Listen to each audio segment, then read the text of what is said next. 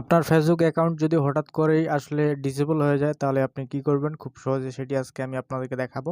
তো দেখতে পাচ্ছেন আমার ফেসবুক অ্যাকাউন্টটা কিন্তু ডিসেবল হয়ে গেছে। তো এর নিচে আপনারা দেখতে পাবেন যে একটা অপশন রয়েছে অ্যাপ্রুভাল, ঠিক আছে?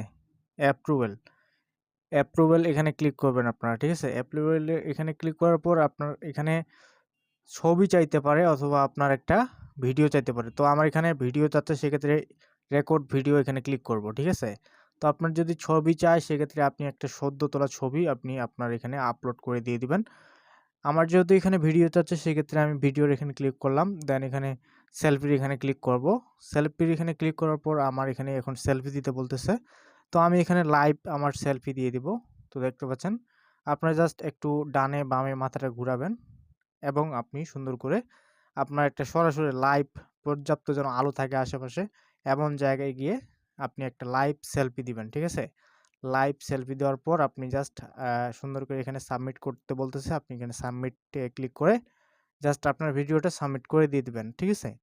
সাবমিট করার পর আপনি জাস্ট এখানে ফিনিশ একটা লেখা চলে আসবে। তো দেখতে পাচ্ছেন আমাদের ভিডিওটা আপলোড হচ্ছে। দেন আমরা এখানে ফিনিশে ক্লিক করব। তাহলে কিন্তু আমাদের ভিডিওটা আপলোড হয়ে যাবে। আপনার যদি ছবি চায় সেক্ষেত্রে আপনারা ছবি দিয়ে জাস্ট আপলোড করে দিয়ে ফিনিশে ক্লিক করবেন, ঠিক আছে?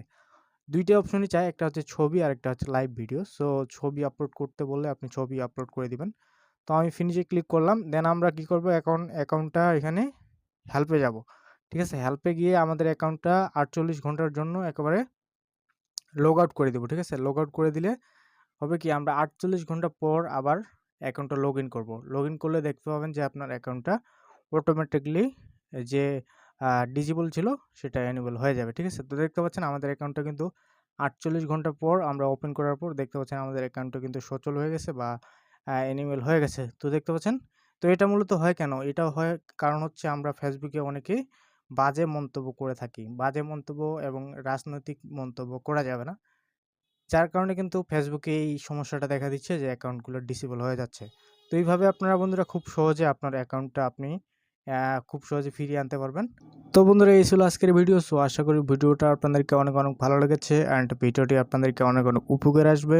তো বন্ধুরা ভিডিওটি ভালো লাগলে অবশ্যই আমাদের ফেসবুক পেজটি ফলো করতে ভুলবেন না এবং আমাদের ইউটিউব চ্যানেলটি সাবস্ক্রাইব করতে ভুলবেন না। তো বন্ধুরা আশা করি আপনারা ভিডিওটা বুঝতে পেরেছেন। আর যদি এইভাবে আপনার কাজ না হয়, ঠিক আছে? আপনার অ্যাকাউন্টটি যদি এরপরও আসলে ডিসেবলই থেকে যায়, এনেবল না হয়, ঠিক আছে? সচল যদি না হয়, তাহলে অবশ্যই আমাদেরকে কমেন্ট করে জানাবেন। আমরা দ্বিতীয় একটি উপায় বা দ্বিতীয় একটি মাধ্যম আপনাদেরকে জানানোর চেষ্টা করব। তো বন্ধুরা আজকের মতো এখানে বিদায় নিচ্ছি। তো গুড বাই।